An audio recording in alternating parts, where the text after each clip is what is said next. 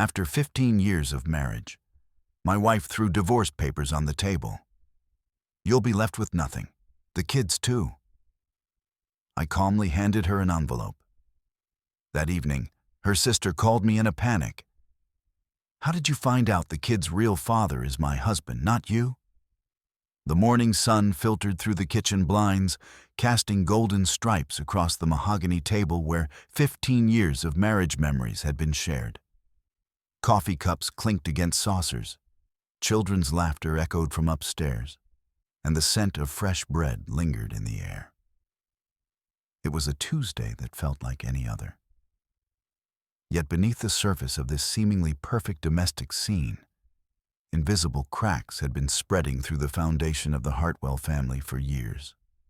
Marcus Hartwell sat at his usual spot, reading the financial section of the newspaper, while his wife Celeste prepared breakfast with mechanical precision. Her movements were graceful, yet distant, like a dancer performing a routine she had long grown tired of. The children, 12-year-old Emma and 10-year-old Oliver, chatted excitedly about their upcoming school science fair, their innocent voices filling the space between their parents' increasingly frequent silences. To any observer, the Hartwells appeared to be living the American dream. Marcus, a successful financial analyst with graying temples that gave him a distinguished air, had built a comfortable life for his family in their suburban home. Celeste, with her auburn hair always perfectly styled and her wardrobe that spoke of refined taste, seemed the picture of contentment. The children were bright, well-behaved, and thriving in their private school. Yet something indefinable hung in the air, like the moment before a thunderstorm when the atmosphere becomes heavy with unspoken electricity. Marcus had always been observant by nature, a trait that served him well in his profession, where reading between the lines of financial reports could mean the difference between profit and loss. Lately, he had begun applying this same analytical eye to his home life, and what he discovered made his stomach churn with a mixture of dread and bitter curiosity. Phone calls that ended abruptly when he entered the room. Shopping trips that seemed to take longer than necessary. A distance in Celeste's eyes that hadn't been there in the early years of their marriage. The first real crack in his carefully constructed world had appeared 6 months earlier. It started with something as simple as a forgotten anniversary dinner. Celeste had claimed she mixed up the dates, but Marcus remembered how she had looked at her phone throughout their makeup dinner the following evening, her fingers dancing across the screen with a familiarity that suggested frequent communication with someone who wasn't him. The incident might have been easily dismissed, but it planted a seed of doubt that would grow in the shadows of his subconscious. As weeks turned into months, Marcus began to notice patterns that his trained eye couldn't ignore. Celeste's sister Diana visited more frequently, always bringing with her an air of nervous energy that seemed to electrify the room. The two women would huddle together in whispered conversations that ceased the moment he appeared. Diana's husband, Richard, who had once been Marcus's close friend and business partner, had become increasingly distant, their golf games and weekend barbecues slowly fading into memory. The children, innocent in their observations, sometimes made comments that pierced through Marcus's growing suspicions like arrows finding their mark. Emma once mentioned how Uncle Richard had taken her and Oliver to the park while Mommy ran errands. Though Celeste had told Marcus she was spending the day shopping alone, Oliver had casually remarked about the special phone Mommy kept in her purse, different from the one she used for family calls. These small revelations accumulated like drops of water that would eventually overflow the dam of Marcus's patience. Marcus found himself studying his children's faces with new eyes, searching for features that might tell a story he wasn't prepared to hear. Emma's bright green eyes, so different from his own brown ones, or Celeste's hazel, suddenly seemed significant.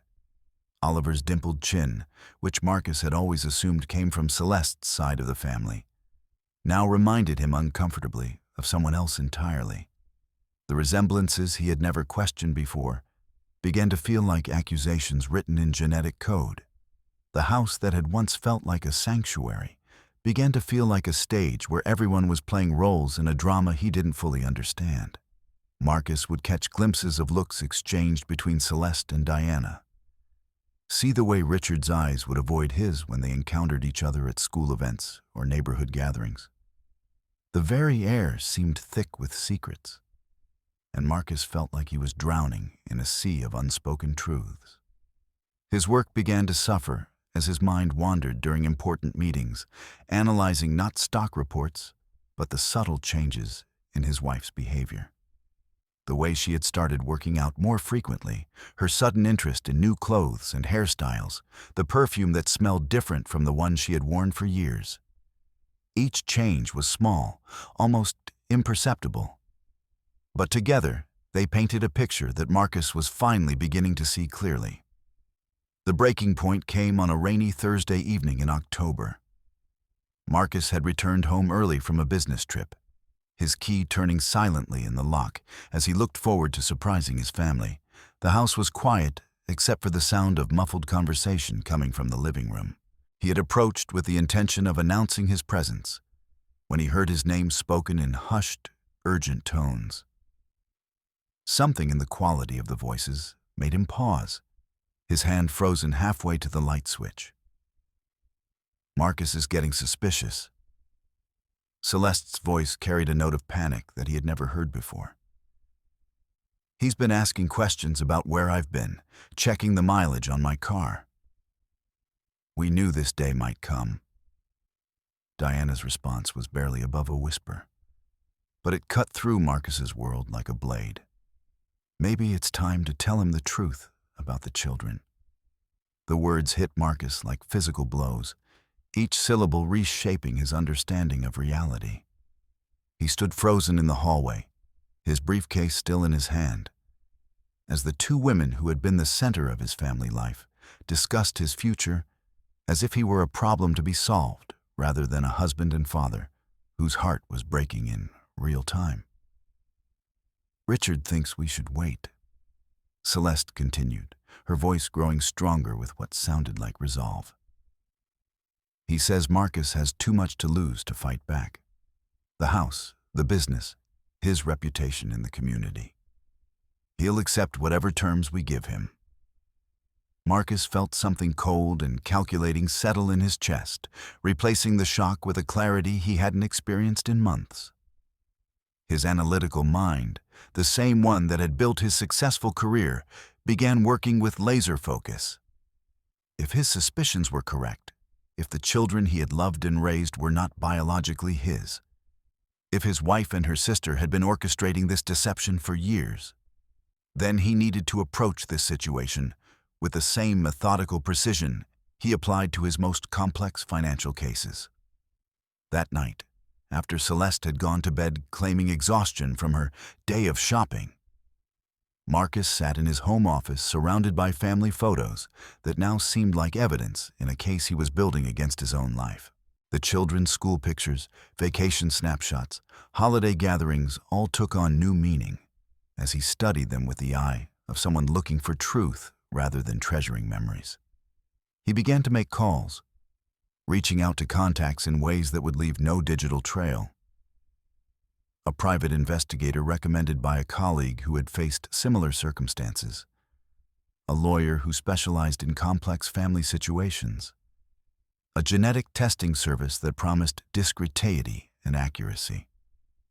Each conversation felt like another step away from the life he had thought he was living and toward a truth that both terrified and liberated him. The children remained his primary concern through all of this. Emma and Oliver, regardless of their biological parentage, were the innocent victims in whatever game was being played by the adults around them. Marcus found himself watching them with new intensity, not searching for proof of betrayal, but trying to memorize every gesture, every laugh, every moment of connection that had defined his relationship with them. If his world was about to change dramatically, he wanted to hold on to the pure love he felt for these two young people who had called him Daddy for their entire lives. As autumn deepened into winter, Marcus's investigation progressed with the patience of someone who understood that the most important battles required careful preparation. The private investigator provided photographs and documentation that confirmed what Marcus's heart had already accepted. Celeste's regular meetings with Richard, their children's uncanny resemblance to a man who wasn't their legal father, the web of lies that had been spun around Marcus for years.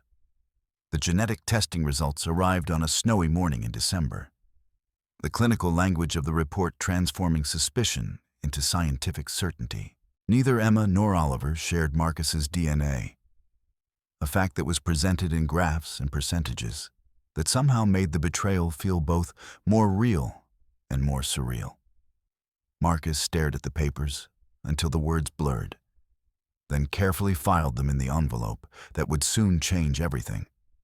Christmas that year felt like a performance, where everyone knew their lines except Marcus.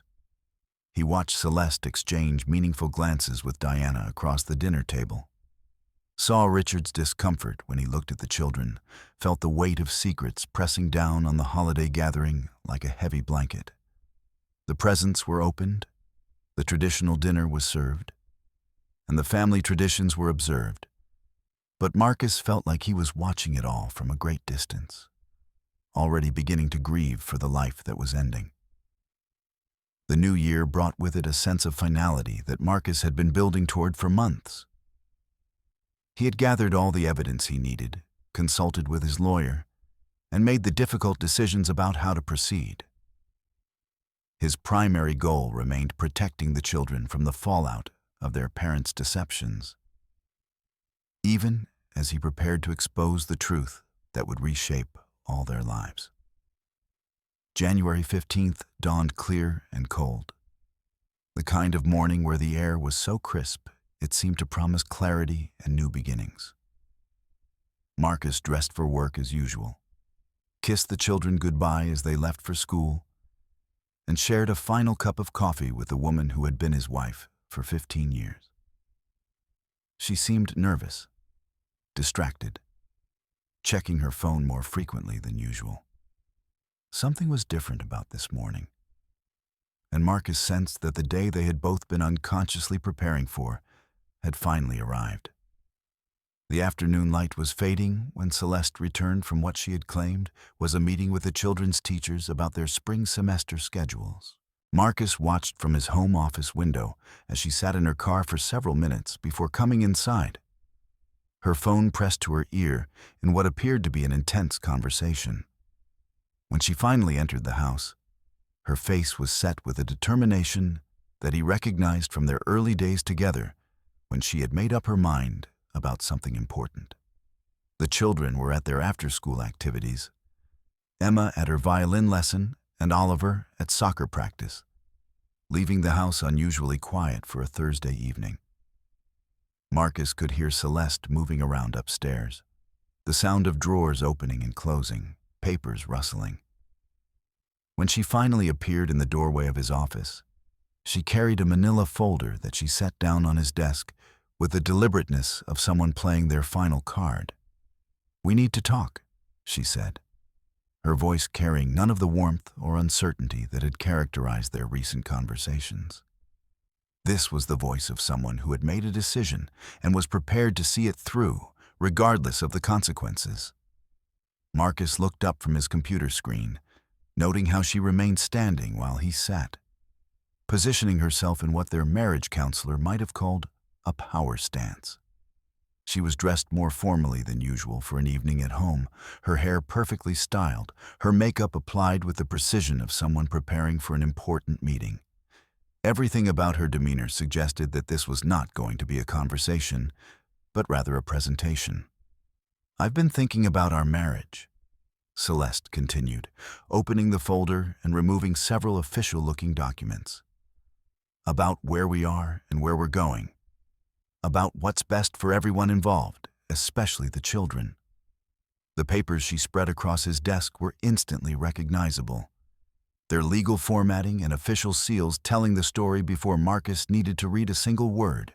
Divorce papers, prepared by what appeared to be an expensive law firm, with terms and conditions that had clearly been crafted with careful consideration of every asset, every responsibility, every aspect of the life they had built together. Marcus's analytical mind immediately began processing the information, his eyes scanning the documents with the same methodical approach he used when reviewing complex financial reports. What he saw was a portrait of a marriage being dismantled with surgical precision, every detail calculated to ensure that Celeste and the children would be protected while leaving him with minimal recourse or resources. "I've been generous," Celeste said, her tone suggesting that she expected gratitude rather than negotiation. "You can keep your car and your personal belongings, of course. The house will need to be sold, and the children and I will be taking the larger portion of the proceeds since they'll be living with me full-time. Your retirement accounts will be split according to the standard formula. Though given the years I've devoted to supporting your career instead of building my own, I think the division is quite fair." Marcus continued reading, noting how thoroughly his life was being reorganized without his input. Visitation rights that seemed designed more to minimize his presence than to maintain his relationship with Emma and Oliver. Financial obligations that would stretch his budget to its limits while ensuring that Celeste could maintain her current lifestyle. Legal language that painted him as the party responsible for the marriage's failure, despite the evidence he had been gathering for months that suggested a very different narrative. "The children's schedules are already quite full," Celeste continued, apparently interpreting his silence as acceptance rather than the shocked calculation it actually represented. "Emma has her music commitments, and Oliver is getting more serious about soccer. I think it would be less disruptive for everyone if your time with them was limited to every other weekend, at least initially. We can reassess later once they've adjusted to the new arrangements." The casual way she discussed dismantling his relationship with the children was deeply painful to Marcus. Each word designed to cut away another piece of the life he thought he had been living. The children, who had been the center of his world for 12 and 10 years respectively, were being treated like assets to be allocated, rather than human beings who might have feelings about watching their family dissolve. "I know this is a lot to take in," Celeste said, finally sitting down in the chair across from his desk, her voice taking on a softer tone that might have been mistaken for compassion by someone who hadn't been studying her deceptions for months. "But I think if you're honest with yourself, you'll admit that we've both been going through the motions for a while now. The spark that brought us together has been fading, and continuing to pretend otherwise isn't fair to either of us." Marcus found himself marveling at her ability to rewrite history with such conviction.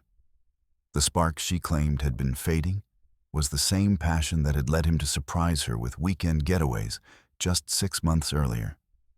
The same love that had driven him to take on extra projects at work to pay for the family vacations she had requested. The same commitment that had made him overlook the warning signs of her betrayal, because he had wanted to believe in the life they were supposedly building together.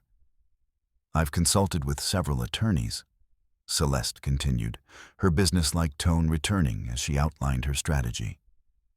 "They all agree that given the circumstances, this division is not only fair, but probably more generous than what a court might order. You're a good provider, Marcus, but let's be realistic about what you bring to this relationship beyond financial support. The children barely see you during the week because of your work schedule, and when you are home, you're usually buried in financial reports or phone calls with clients." The accusation stung because it contained just enough truth to be effective, while ignoring the context that made it misleading.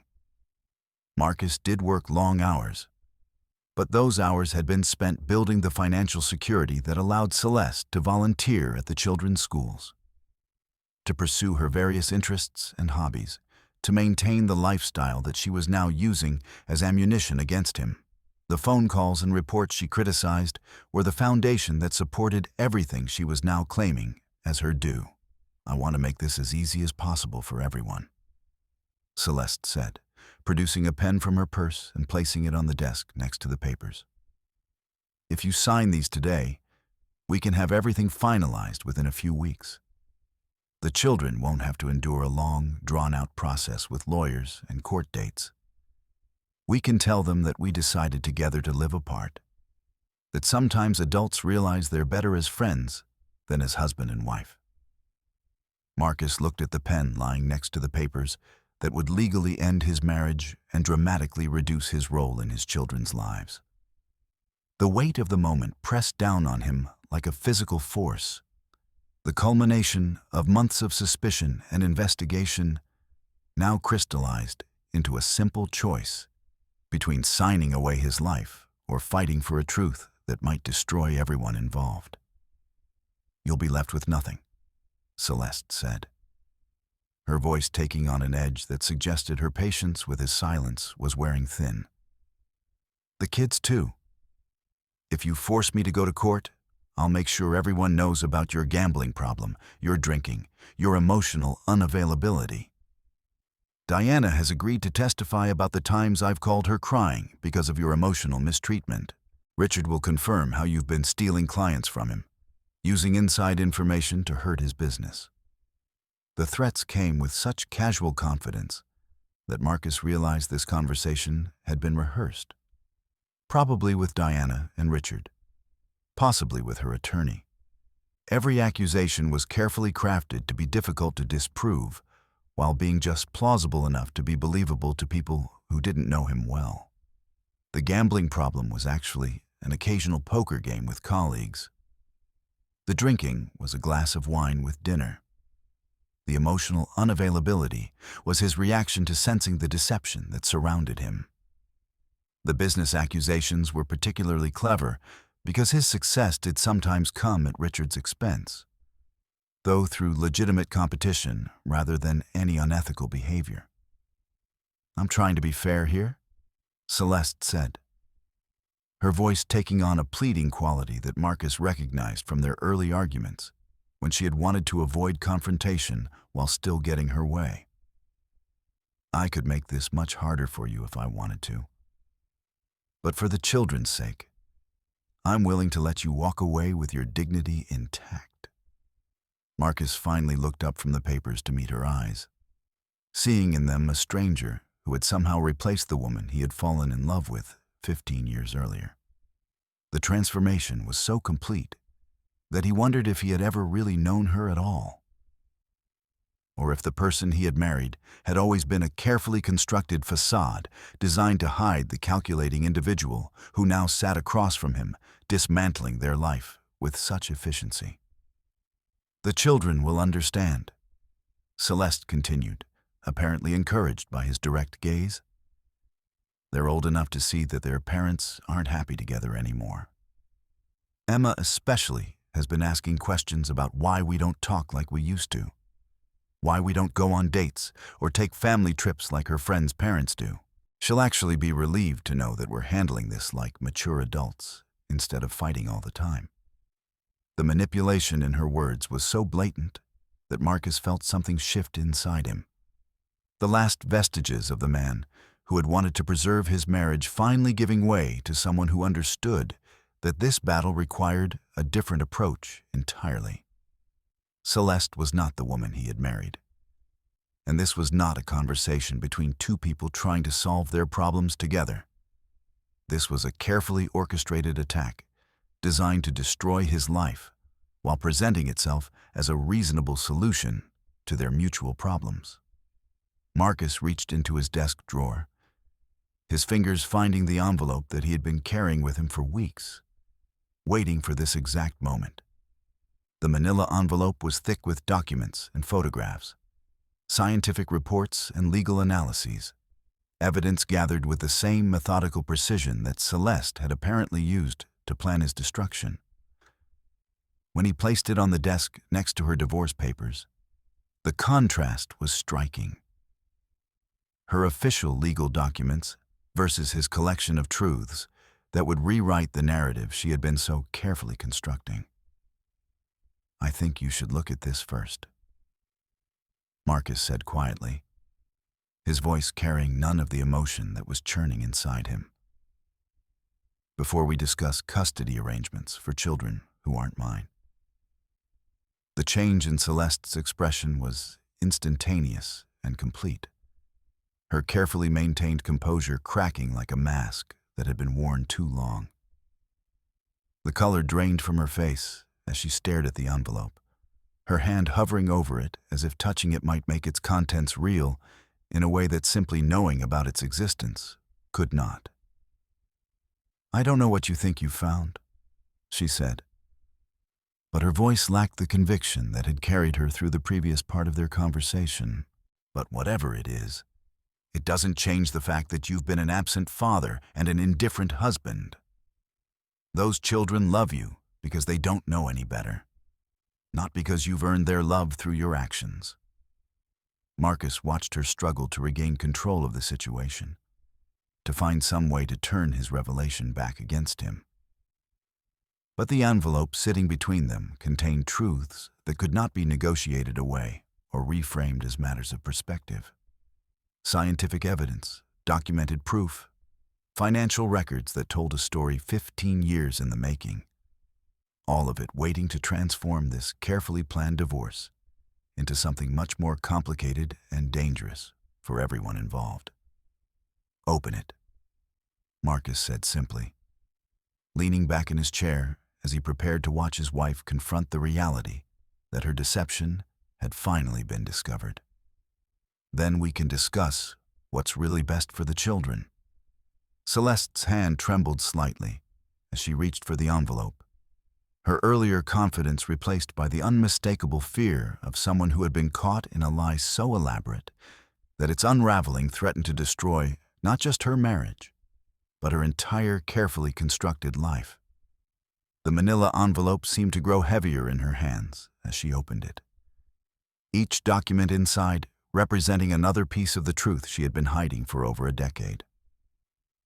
The first photograph was from the private investigator, dated just 3 weeks earlier.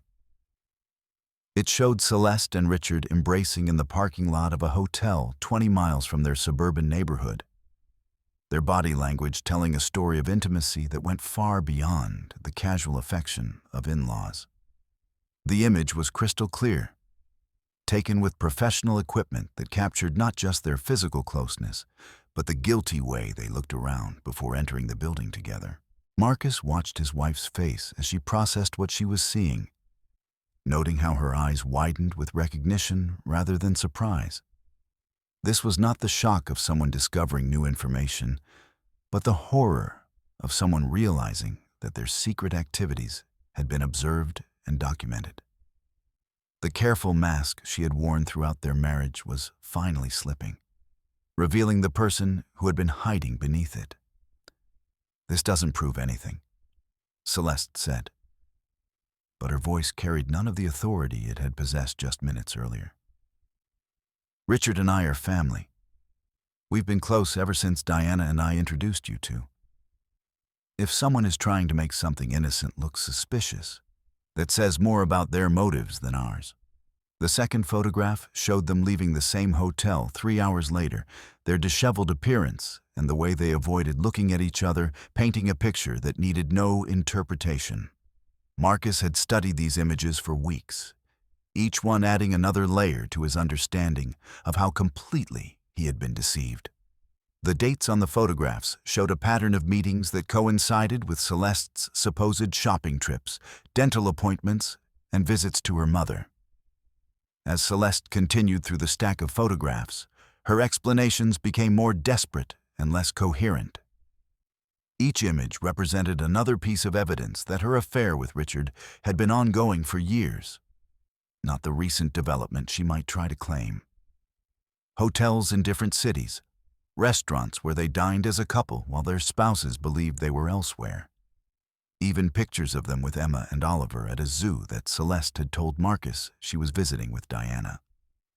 "You had me followed," Celeste accused, her voice rising with indignation, as if his investigation was a greater betrayal than her years of deception.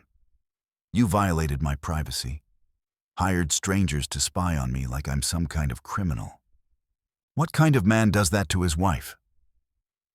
Marcus felt a cold smile touch his lips as he recognized the deflection technique she was attempting. Even confronted with irrefutable evidence of her betrayal, she was trying to make him the villain in their story. It was a strategy that might have worked on the man he had been 6 months earlier, the husband who had wanted so desperately to trust his wife that he had ignored obvious warning signs. But that man had been educated by months of painful discovery, and he no longer felt any obligation to make excuses for her behavior. "Keep looking," Marcus said calmly, his voice carrying the patience of someone who had anticipated this exact conversation and prepared accordingly. "The photographs are just the beginning." The genetic testing results were printed on official letterhead, their scientific language removing any possibility of misinterpretation or denial.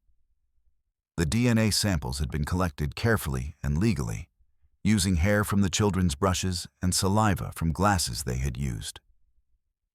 The results were conclusive. Neither Emma nor Oliver shared any genetic markers with Marcus Hartwell, while their DNA showed a high probability of paternal relationship with Richard Coleman. Celeste stared at the test results for a long time, her breathing becoming shallow as the full implications of their contents settled over her. These were not ambiguous photographs that could be explained away, or emotional accusations that could be disputed.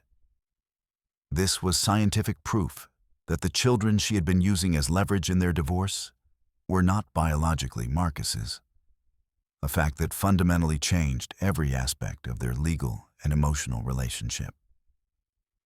"You tested the children without my permission," she whispered, her voice filled with a horror that seemed genuine for the first time in their conversation. "How could you do that to them? They're innocent in all this, whatever problems we have as adults. Emma and Oliver don't deserve to have their paternity questioned by the man they think of as their father." The accusation stung because it contained a grain of truth that Marcus had wrestled with throughout his investigation. Testing the children had felt like a violation of their innocence, a betrayal of the pure love they had always shared. But the alternative, continuing to live in a lie that was destroying him, while potentially denying the children knowledge of their true parentage, had seemed even worse. "I've loved those children since the day they were born," Marcus said, his voice carrying the weight of 12 and 10 years of bedtime stories, scraped knee comfort, homework help, and Saturday morning pancakes. "Whatever their DNA says, I've been their father in every way that matters. But they deserve to know the truth about their biological parentage, just as I deserve to know the truth about my marriage." Celeste's eyes filled with tears, but Marcus found himself unmoved by her emotional display. He had seen her cry before when she wanted something or needed to deflect blame, and he no longer trusted any of her reactions. The woman sitting across from him had proven herself capable of deception on a scale that challenged everything he thought he knew about human nature. The next set of documents in the envelope were financial records that Marcus had obtained through his professional contacts, showing transactions that painted a picture of systematic deception spanning years. Credit card bills for hotels and restaurants, where Celeste had dined with Richard while claiming to be elsewhere. Charges for jewelry and clothing that had never appeared in their home, presumably gifts for Richard or purchases for their secret rendezvous. Even evidence of a joint savings account that she had opened with Richard, funded by money that she had siphoned from their household budget over the course of several years. "You went through my personal financial information," Celeste said, her tears stopping as quickly as they had started, replaced by cold anger. "That's illegal? Anything you found through unauthorized access to my accounts won't be admissible in court. You're not as smart as you think you are, Marcus." Marcus had anticipated this objection as well. His investigation had been conducted with the advice of both his attorney and the private investigator, ensuring that every piece of evidence had been obtained legally and would stand up to scrutiny in court. The financial records had been accessed through joint accounts and credit cards for which he was legally authorized, while the photographs had been taken in public places where there was no expectation of privacy. I think you'll find that everything in this envelope was obtained completely legally, Marcus replied, watching as Celeste continued to flip through documents that systematically dismantled her ability to control the narrative of their divorce. Unlike your years of fraud and adultery, my investigation was conducted with proper legal oversight. The final section of the envelope contained what Marcus considered his strongest evidence: recorded phone conversations between Celeste and Richard, obtained through a device that his private investigator had helped him install in their home phone system. The recordings were legal in their state as long as one party to the conversation consented, which Marcus had done by authorizing the surveillance of his own home. Celeste's hands shook as she looked at the transcripts of conversations she had thought were private. Intimate discussions with Richard about their future together and their plans for ending their respective marriages.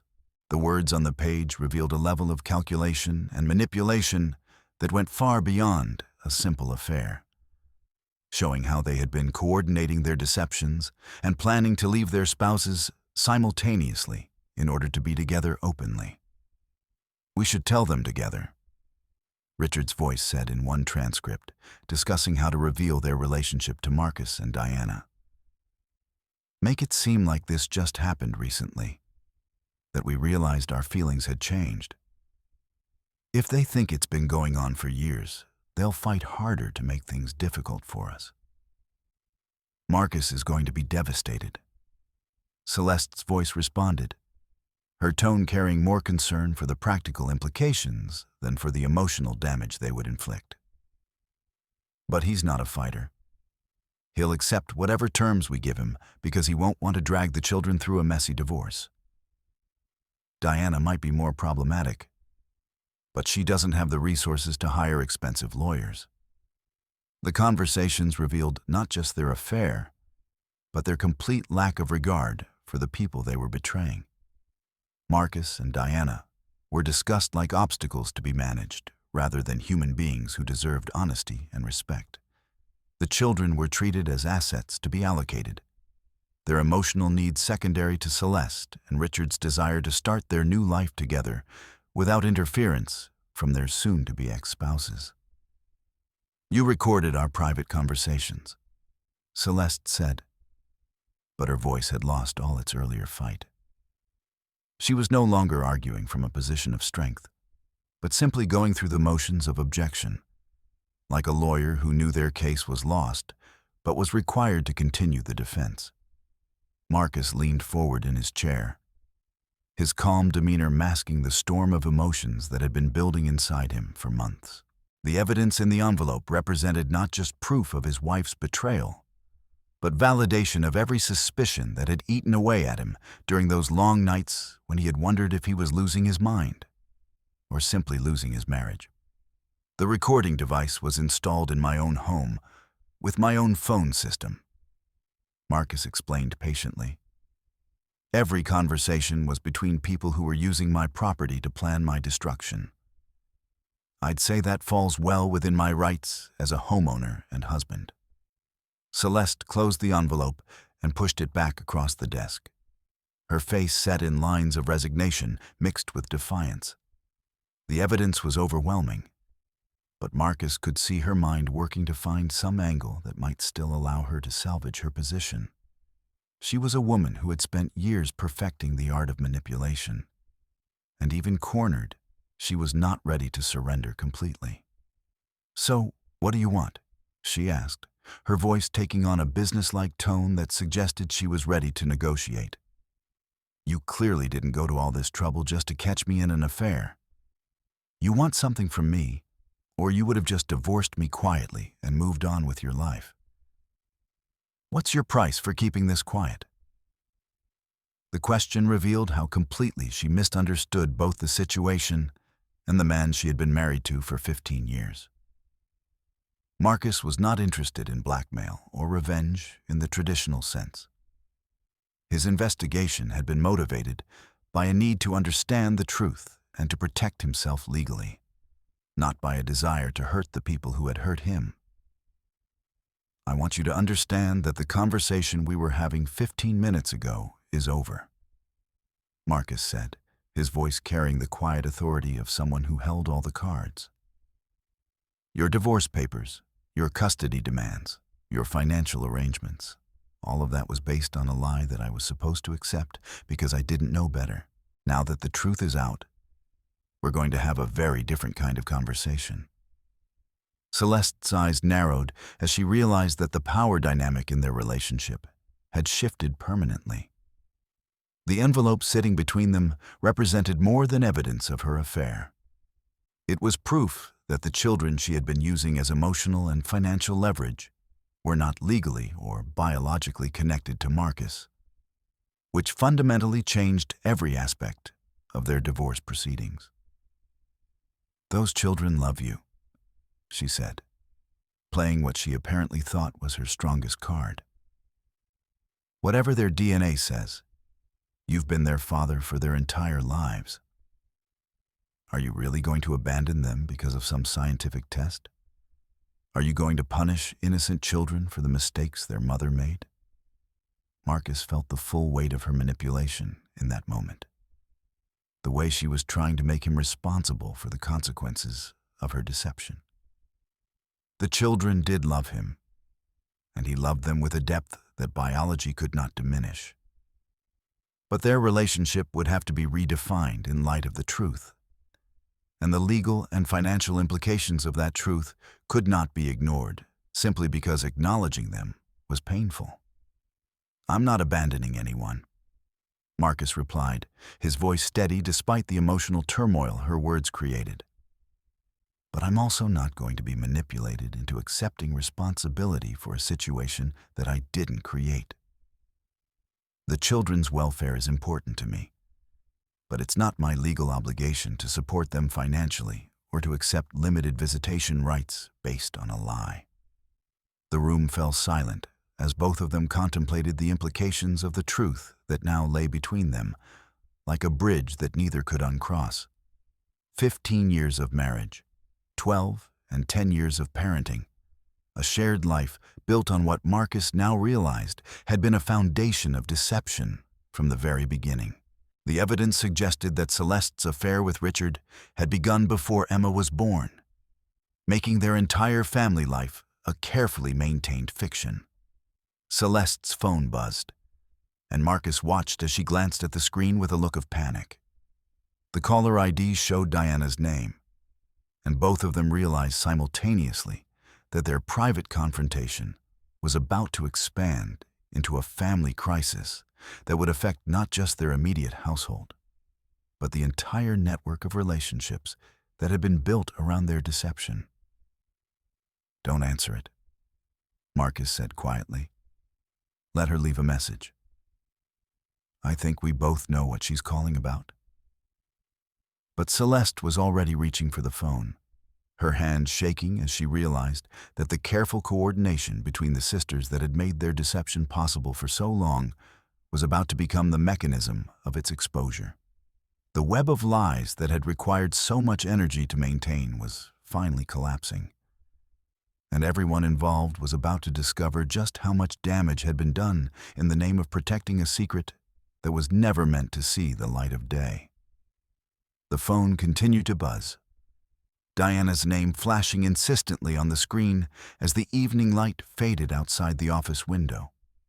Marcus and Celeste sat in silence, both of them understanding that answering that call would mark the beginning of the end of their old life and the start of something entirely new and unpredictable.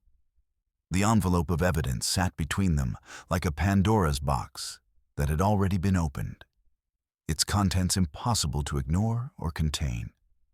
The consequences of 15 years of deception were about to cascade through their entire extended family. and neither of them was prepared for the destruction that was coming. The phone stopped buzzing, leaving behind a silence that felt heavier than the accusations that had filled the room just moments before. Marcus and Celeste sat frozen in their respective chairs, both understanding that Diana's call represented the beginning of a chain reaction that would eventually touch everyone in their carefully constructed world of secrets and lies. The reprieve was temporary. Within seconds, the phone began ringing again, Diana's name appearing on the screen with an urgency that suggested panic. This time, Celeste answered. "Diana, I can't talk right now," she said, her voice carefully controlled despite the tremor that Marcus could detect underneath her composed exterior. "I'm in the middle of something important." Even from across the desk, Marcus could hear Diana's voice rising in pitch, her words tumbling over each other in a rush of anxiety that made individual sentences difficult to distinguish. The conversation was brief, consisting mainly of Diana asking urgent questions that Celeste deflected with non-committal responses. But the fear in both women's voices was unmistakable. "I have to go," Celeste said abruptly, ending the call and immediately turning off her phone. She looked across the desk at Marcus with an expression that mixed defiance with desperation, like a cornered animal that still possessed enough fight to be dangerous. "Diana knows something is wrong. Richard has been acting strange all week, asking her questions about the children's medical records, their birth certificates. She thinks he's planning to leave her." Marcus felt a cold satisfaction settle in his chest as he realized that his investigation had apparently triggered reactions throughout their network of deception. Richard's sudden interest in the children's paperwork suggested that he, too, understood that their secret was no longer safe, that the careful balance they had maintained for over a decade was finally collapsing under the weight of its own contradictions. "Richard should be worried," Marcus said calmly, watching as Celeste processed the implications of his words. "When this all comes out, he's going to discover that keeping this secret has made him complicit in fraud, adultery, and child support manipulation. Diana has been paying to support children who aren't even her husband's biological offspring, while being lied to about her own marriage." The legal ramifications were staggering when Marcus allowed himself to consider them fully. Richard had been claiming Emma and Oliver as dependents on his tax returns, while they were legally considered Marcus's children. Celeste had been receiving child support calculations based on Marcus's income, while the children's actual biological father had been hiding his paternal responsibility. The financial deception alone represented years of fraud that could result in criminal charges, not just civil penalties. "You don't understand the situation," Celeste said. But her voice lacked the conviction that might have made her words persuasive. "This isn't just about Richard and me.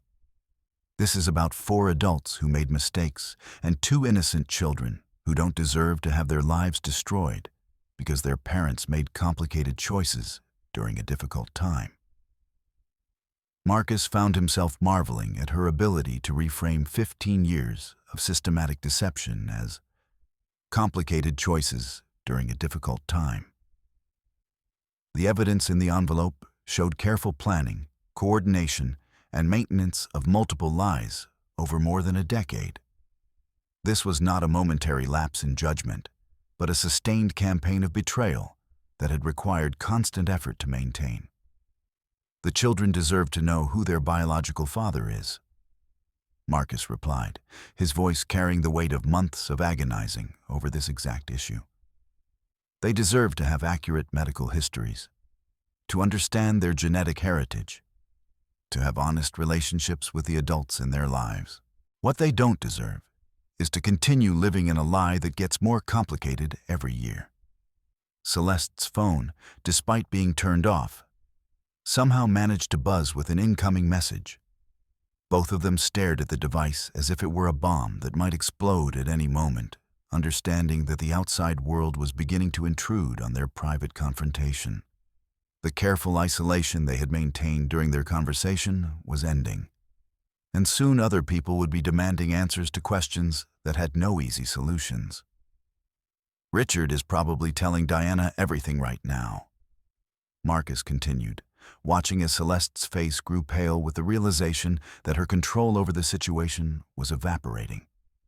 She's going to discover that her husband has been having an affair for 15 years, that the children she's helped raise aren't her nieces and nephews, but her stepchildren, that her own marriage has been as much of a lie as mine. The domino effect was inevitable now. Diana would confront Richard, who would either confess or be forced to admit the truth when presented with evidence. The children would eventually need to be told that their understanding of their family relationships had been fundamentally incorrect. Extended family members, friends, colleagues, and neighbors would all gradually learn that the Hartwell and Coleman families had been living elaborate deceptions for over a decade. Celeste stood up abruptly, beginning to pace around the small office like a caged animal looking for an escape route that didn't exist. Her earlier composure had completely cracked, replaced by the frantic energy of someone who was finally confronting the consequences of choices that had seemed manageable when they were secret, but felt overwhelming now that they were exposed. "We can still fix this," she said, her voice taking on a pleading quality that Marcus had never heard before. "Richard and I can end things quietly. You and I can go to marriage counseling, work on rebuilding our relationship. The children never have to know about any of this. Diana doesn't have to be hurt by information that won't change anything anyway." Marcus listened to her desperate attempt to put the genie back in the bottle, to somehow return to the status quo that had existed before his investigation had brought the truth to light. But the evidence in the envelope had changed everything irreversibly. Even if he wanted to pretend he had never learned about her affair and the children's parentage, the knowledge would poison every interaction they had for the rest of their lives. "It's too late for that," Marcus said gently, feeling genuine sadness for the woman who had been his wife. Even as he recognized that the person he had fallen in love with 15 years earlier had probably never really existed. Too many people know too much. Even if we could somehow convince everyone to keep lying, the truth has a way of coming out eventually. It's better to deal with it now, honestly, than to wait for it to explode at some future moment when we have even less control over the consequences. The sound of a car pulling into their driveway made both of them freeze.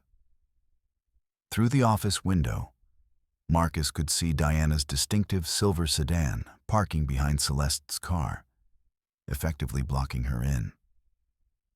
Diana sat in the driver's seat for a moment, apparently steeling herself for whatever confrontation she was about to initiate, before getting out and walking toward their front door with the determined stride of someone who had finally decided to demand answers. "She knows," Celeste whispered, watching her sister approach the house. "Richard must have told her everything. She's coming here to confront us both." The doorbell rang once, followed by insistent knocking that suggested Diana was not going to be deterred by the lack of an immediate response. Marcus and Celeste looked at each other across the desk, both understanding that their private conversation was about to become a family crisis that would involve everyone who had been affected by their years of deception. "We should let her in," Marcus said, standing up and straightening his clothes as if preparing for a business meeting rather than the destruction of two families. "She has a right to know what's been happening in her marriage, just like I had a right to know what was happening in mine." Celeste followed him toward the front door, her movements mechanical and reluctant. The envelope of evidence remained on his desk, its contents having served their purpose of forcing the truth into the open. Now the real work would begin, the painful process of untangling 15 years of lies and rebuilding relationships based on honesty rather than deception. Diana's knocking had become more insistent, and Marcus could hear her calling their names through the door. When he finally opened it, he was struck by how much she resembled her sister in that moment. Both women wearing the same expression of barely controlled panic that suggested their world was collapsing around them. "Where is he?"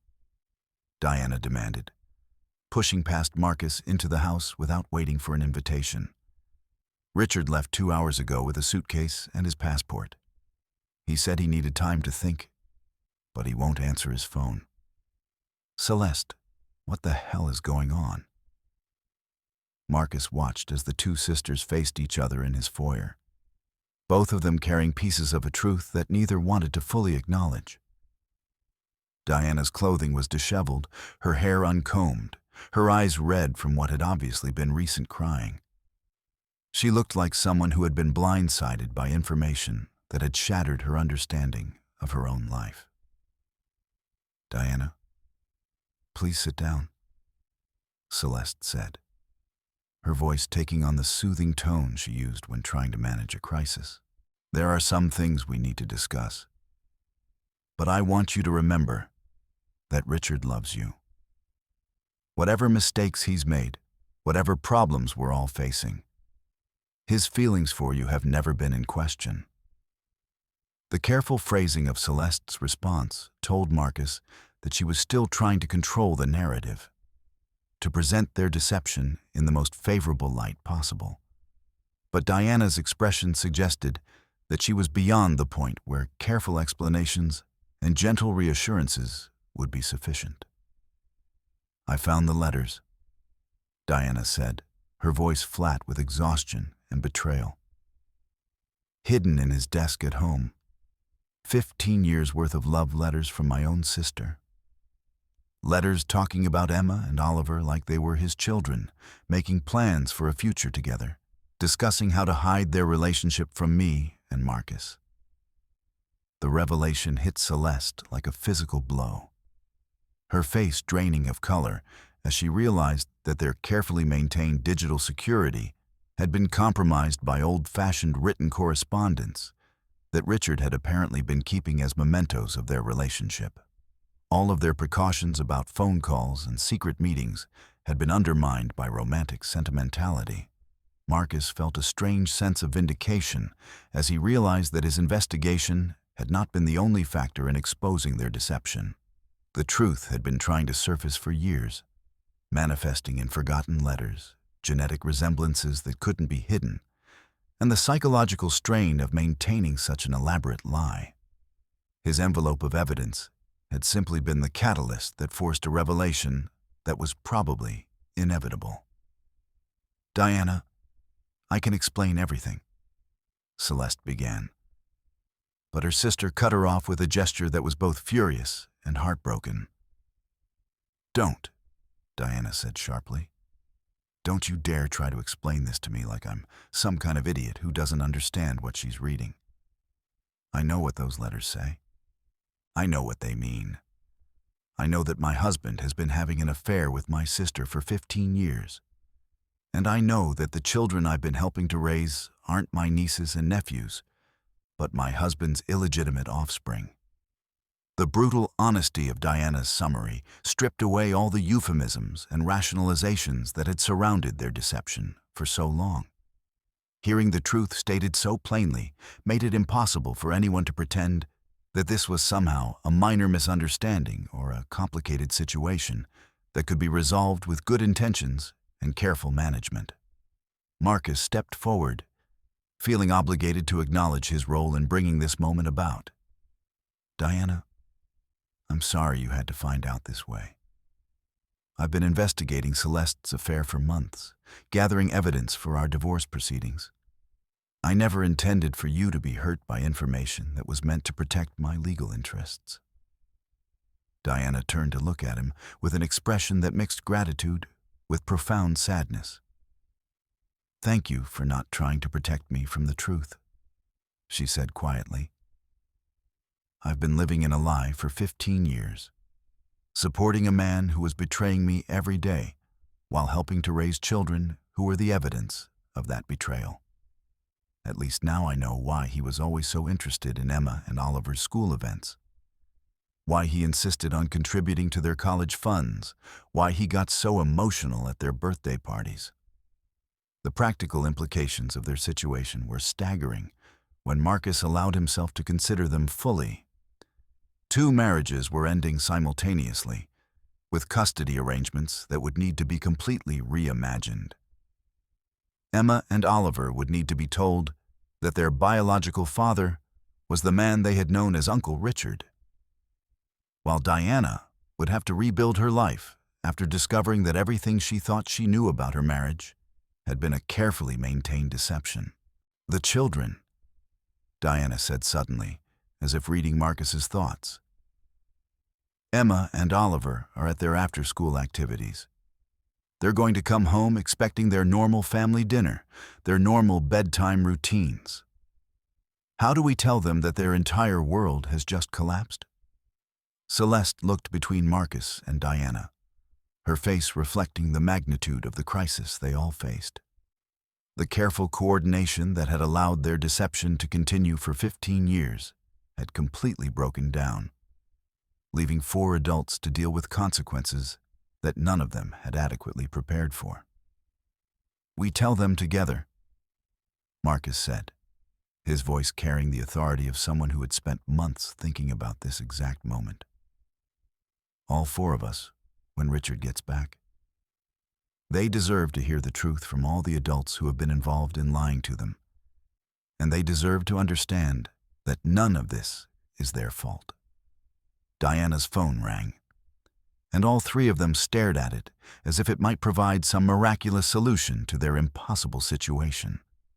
The caller ID showed Richard's name, and Diana answered with a voice that carried 15 years of accumulated hurt and betrayal. "Come home," she said simply. "Marcus knows everything. Celeste knows that I know everything. The children will be back in an hour, and we're going to tell them the truth together, like the adults we should have been from the beginning." The conversation was brief, consisting mainly of Richard's attempts to explain and apologize, cut short by Diana's exhausted insistence that explanations could wait until they were all in the same room.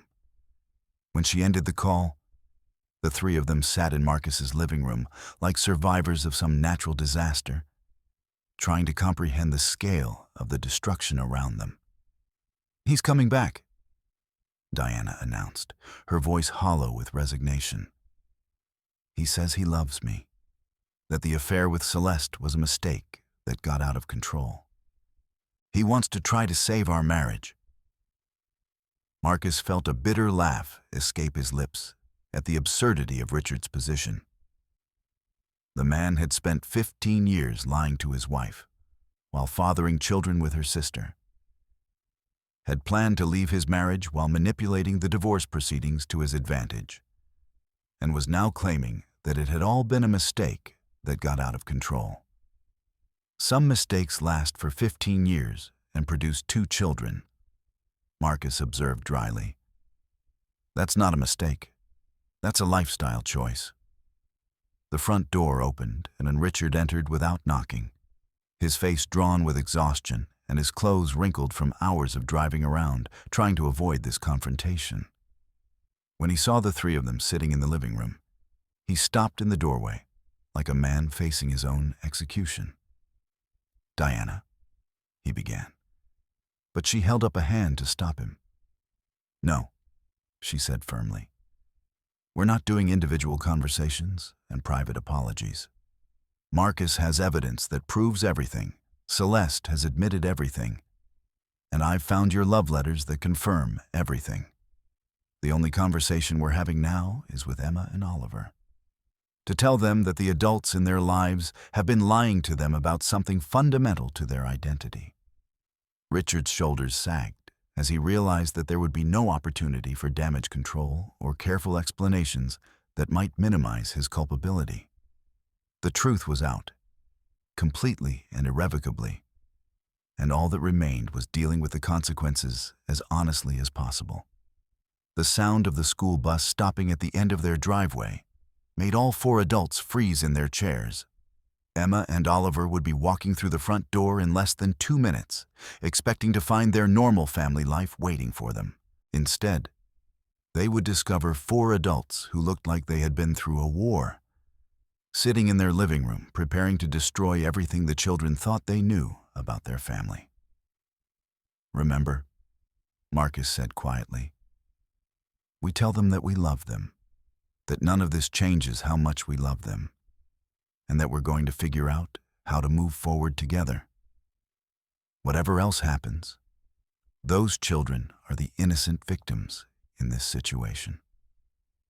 Emma's voice could be heard outside, telling Oliver about her violin lesson, their young voices carrying the easy happiness of children who still believed in the stability of their family. The front door opened, and both children burst into the house with the explosive energy that always marked their return from school. They stopped abruptly when they saw the 4 adults sitting in the living room, their expressions serious in a way that immediately signaled that something was wrong. Children, Marcus reflected, were remarkably sensitive to changes in the emotional atmosphere around them, and Emma and Oliver had obviously detected the tension that filled the room. "Is everything okay?" Emma asked, her 12-year-old instincts already picking up on the crisis that surrounded her. "Why is everyone here? Why does Aunt Diana look like she's been crying?" Marcus looked around the room at the other adults, all of whom seemed to be waiting for someone else to begin the most difficult conversation of their lives. The envelope of evidence sat on the coffee table like a witness to everything they had done, everything they had hidden, and everything they were about to reveal. "Come sit down," Marcus said gently, patting the couch cushions next to him. "We need to talk to you both about some important family matters. Some things are going to change. But we want you to know that all 4 of us love you very much, and that's never going to change." Emma and Oliver exchanged the kind of look that siblings share when they sense danger, but don't yet understand its source. They sat down carefully, their backpacks forgotten on the floor, their attention focused entirely on the adults whose strange behavior was frightening them in ways they couldn't articulate. Marcus took a deep breath, looked at each of the other adults one final time, and began to tell the children the truth about their family, their parentage, and the lies that had shaped their entire lives. The conversation that followed was the hardest thing Marcus had ever done, but also the most necessary. Emma cried, Oliver asked confused questions, and both children struggled to understand how the adults they trusted could have hidden something so fundamental for so long. But they also showed a resilience that gave Marcus hope for their future, adapting to new information with the flexibility that children possess when the adults around them are honest about difficult situations. Richard stepped forward to acknowledge his biological relationship to the children. Diana began the process of redefining her role in their lives. And Celeste started the painful work of explaining her choices while accepting responsibility for their consequences. It was messy, emotional, and complicated. But it was finally, completely honest. 6 months later, Marcus sat in his new apartment, smaller but brighter than the house he had shared with Celeste, watching Emma and Oliver work on their homework at his kitchen table. The custody arrangements had been complex to negotiate, involving not just him and Celeste, but Richard and Diana, as the children's biological parents and extended family members. The truth had been difficult for everyone to accept, but it had also brought an unexpected freedom. Emma and Oliver now had honest relationships with all 4 adults, understanding exactly who they were and where they came from. Richard was learning to be a father to children he had loved from a distance for years. Diana was building a new life for herself, stronger and more independent than she had ever been while living in her marriage of lies. And Marcus had discovered that love was not diminished by the absence of biological connection. He remained Emma and Oliver's father in every way that mattered. while no longer carrying the legal and financial obligations that had been built on deception. The envelope that had changed everything now sat in a filing cabinet. Its contents no longer needed, but preserved as a reminder that truth, however painful, was always better than the most comfortable lie.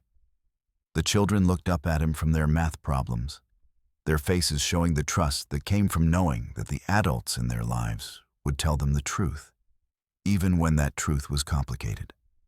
And Marcus smiled back, understanding finally that this honest, imperfect, rebuilt family was worth all the pain it had taken to achieve.